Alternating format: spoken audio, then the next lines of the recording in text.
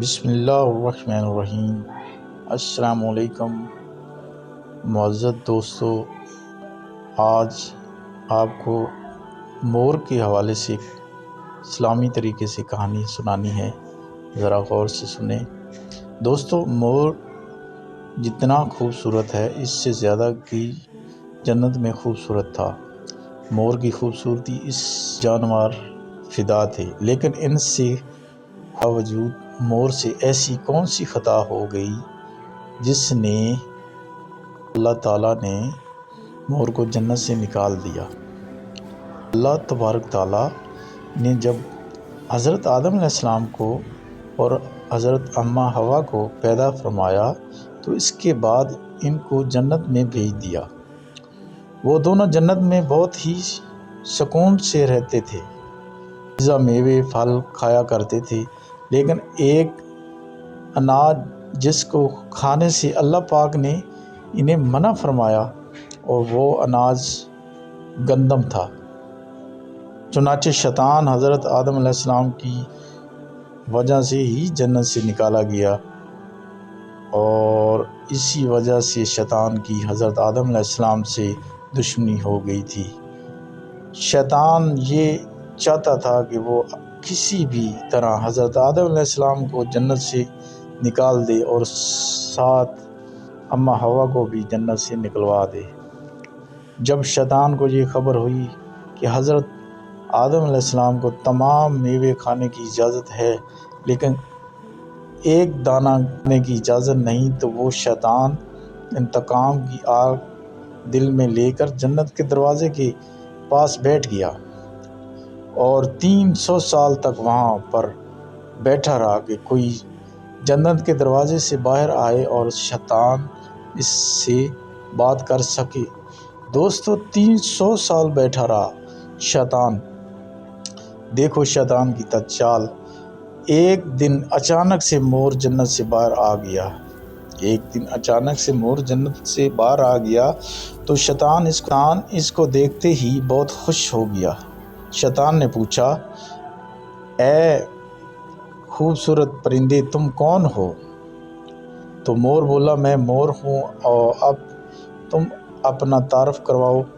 شیطان نے جواب دیا کہ میں عالم قروبیہ کا ایک فرشتہ ہوں، میں اللہ پاک کی عبادت سے ایک پل بھی غافل نہیں ہوں، تو میں چاہتا ہوں کہ میں جنت میں جاؤں، وہاں کی نعمتوں کا اپنی آنکھوں سے منظرہ کروں۔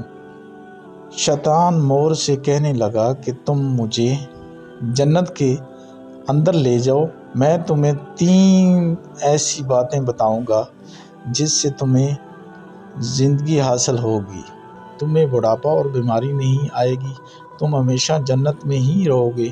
شیطان کی یہ باتیں سن کر لالچ آ کر مور نے کہا، یہ مجھ میں تو اتنی طاقت نہیں کہ میں تمہیں جنت کے اندر لے جاؤں، لیکن ایک سانپ میرا دوست ہے اور شاید تمہاری مدد کر سکے۔ یہ کہہ کر مور سانپ کے پاس آیا اور اس کو ساری بات بتائی۔ سانپ بھی شیطان کی باتوں سے بہت خوش ہوا، شیطان کو اپنے منہ میں چھپا کے جنت میں داخل ہو گیا، اور یوں ہی شیطان اپنی چال میں کامیاب ہو گیا۔ جنت کے تمام نگاہوں کو یہ معلوم تھا کہ شیطان یہ چال چل رہا ہے، اور جب میں داخل ہو چکا ہوں تو فرشتے شیطان کو جنت سے نکالنے لگے۔ تب ہی اللہ پاک کا حکم ہوا کہ اس کو ابھی تک جنت میں ہی رہنے دیا جائے۔ فرشتے اللہ تبارک تعالیٰ کے حکم سے رک گئے۔ شاید یہ حضرت آدم علیہ السلام کا امتحان تھا۔ شاید حضرت آدم علیہ السلام کے پاس اور اماں حوا کے پاس جا کر اپنی محبت کا اظہار کرنے لگا تو دونوں ہی شیطان کو پہچان نہ سکے، کیونکہ ماضی کے مقابلے میں شیطان کی شکل تبدیل ہو چکی تھی۔ شیطان کہنے لگا کہ میں چاہتا ہوں کہ آپ دونوں ہمیشہ جنت میں ہی اسی طرح زندگی گزاریں، ہمیشہ خوش رہیں۔ حضرت آدم علیہ السلام نے اس کی بات بہت غور سے سنی شیطان نے کہا اگر آپ میری بات مان جاؤ تو آپ کو جنت کی اور بھی تمام سہولتیں ملیں گی۔ حضرت آدم علیہ السلام نے شیطان کے بہکاوے میں آ کر کہنے لگے کہ یہ کس طرح ممکن ہے کہ شیطان کہنے لگا کہ ایک گندم کا دانہ آپ دونوں چکھ لیں تو آپ کو ابتدائی حیا حاصل ہو جائے گا اور آپ جنت میں ہی رہیں گے۔ یہ بات سن کر حضرت آدم علیہ السلام کے دل میں رجحان پیدا ہوا، لیکن ان کے دل میں اللہ ہی کا نافرمانی کا خوف غالب آ گیا۔ جبکہ اماں حوا شیطان کی باتوں میں آ گئی، جس پر اماں حوا نے حضرت آدم علیہ السلام کو راضی کر لیا۔ پھر اس کے بعد ان دونوں نے اس گندم کے دانے کو چکھ لیا۔ جیسے ہی گندم کا دانہ ان کے اندر گیا تو دونوں کے ستر چھپانے لگے، خوف خدا سے کانپنے لگے۔ اسی دوران ان کو اللہ تبارک تعالیٰ نے فرشتوں کو یہ حکم دیا کہ حضرت آدم علیہ السلام اور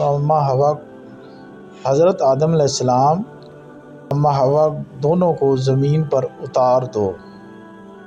حضرت آدم علیہ السلام کو سری لنکا کے قریب نیچے زمین پر پھینک دیا گیا، جبکہ اماں حوا کو جدہ کی سرزمین پر اتارا گیا۔ جب خوبصورت پیروں سے چل کر مور شیطان کو جنت کے اندر لے کر آیا تھا، وہی خوبصورت پاؤں اللہ تبارک تعالیٰ نے مور سے لے لیے۔ سانپ جو اپنے منہ میں شیطان کو چھپا کر لایا تھا، اس کے منہ کی خوبصورت خوشبو کو چھین کر اس کے منہ میں زہر ڈال دیا گیا۔ پھر مور کے ساتھ ساتھ سانپ کو بھی جنت سے نکال دیا گیا۔ دوستو، ان کو بھی روئے زمین پر پھینک دیا گیا اور شیطان۔ پیارے دوستو، اچھی بات کو دیکھنا اور پڑھنا اور شیئر کرنا یہ ثواب ہے۔ دوستو، ویڈیو اچھی لگی ہو تو اس کو سبسکرائب کر دیں اور بیل آئیکن کو بھی دبا دیں۔ ویڈیو دیکھنے کا شکریہ۔ اللہ آپ پر رحم و کرم نازل فرمائے۔ یا رب العالمین۔